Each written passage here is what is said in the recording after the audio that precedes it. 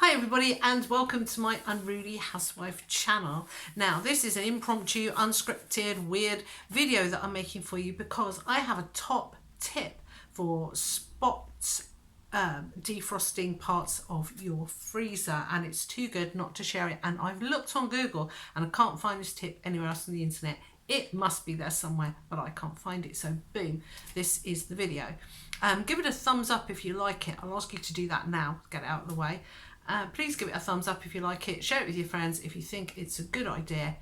And I must say some disclaimers before I start. I'm not a fridge expert, a freezer expert, a microbiologist, an electrician, a flood specialist. I am just a person who's done something that seems to work. So I'm going to tell you how to do it on this video, and then you are going to, I don't know, ask an adult what they think of my idea, run it through your own brain cells, and then if it all goes horribly wrong, it's your fault.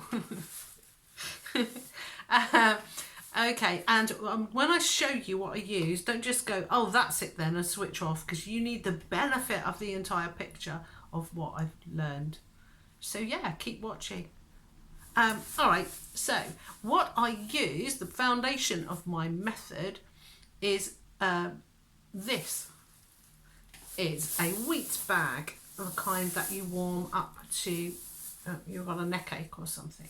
Now, the reason I'm spot focusing my melting in my freezer is because I have like drawers, like shelves, but they're drawers. And the bottom one, just behind it, you get a piece of ice about this big forming every now and again, just about the size of my hand.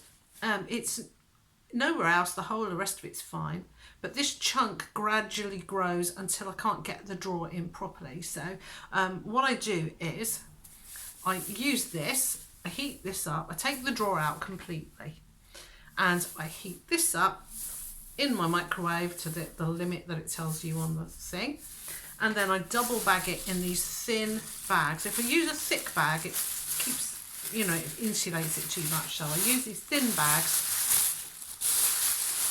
Bit noisy, so I heat it up first, put it in these, I double bag it to keep it, make sure it doesn't get wet, and then I pop it over the problem. And the beauty of the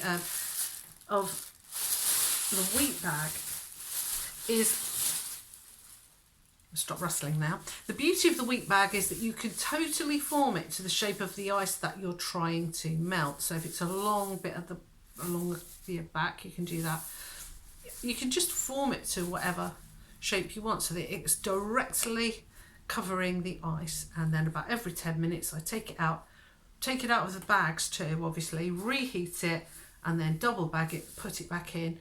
And what I found is that chunk of ice, after about 40-50 minutes, depends how often you keep replacing the heat in the bag, you can just lift that chunk out in one piece. It's so rewarding. It's really brilliant. Now, this is the controversial bit where I repeat, I'm not a microbiologist. What I've done is I've actually defrosted that chunk of ice without moving everything out my freezer. So I've turned it off at the wall. I've moved the things from the bottom shelf, which I've taken out, up into the top two shelves, and I've just left everything else as it is. I don't open the fridge door, trying to keep that cold in there. I only open the freezer door when I need to replace the wheat bag. And sorry, I'm looking at myself and not you. And then I just focus on that bit. And I find, especially if you put a bit of towel, you can put a towel over it and insulate it more. That heat doesn't go up into these drawers above. I know this to be true because what I had above it last time was some frozen Yorkshire puddings. So they're like batter that's been cooked and sort of blown up, puffed up. And they didn't defrost. Everything was absolutely fine. So I was able to defrost my freezer without taking everything out of it. Boom. Is that safe? The fridge was off for nearly an hour, but the door was shut. I don't know if it's safe, but it seemed to work for me. You could even maybe pre-prep some freezer blocks and put them in the fridge part as well to help to keep it cold. But the main thing was I didn't have to unload the entire freezer and try and decide what to do with all the stuff, because that's one of the worst things, especially when you're only dealing with a little bit of a chunk of ice, you know, because these days freezers don't seem to need like massively being defrosted, do they? Anyway, you know, people put a bowl of steaming water or they get the hairdryer out, but I just find that that's just easy. You pop it in and it only affects the bit that you're aiming to affect, mostly. So that's my top tip. I don't know if you probably need to have a good think about how you're going to use it. It just seems naughty. But yeah, get a wheat bag and do that. And I really hope that helped you, and I hope it gave you a bit of a laugh anyway, if nothing else. Most of the things on my channel aren't to do with top tips, they're to do with like polymer clay. I made this actually out of polymer clay called Necklace. I'd show you it more clearly, but I'm not wearing a bra, so I'm not going to stand up in front of the camera. Lockdown, baby. If you're not going out, you don't need to wear a bra. But anyway, yeah, there you go. Get a wheat bag. It's about £5, which I don't know how many dollars that is, but I don't think it's that many. And you could, if you got two, oh, what? That'd be amazing, wouldn't it? You could just rotate them like really quickly. You wouldn't have to heat it up in between.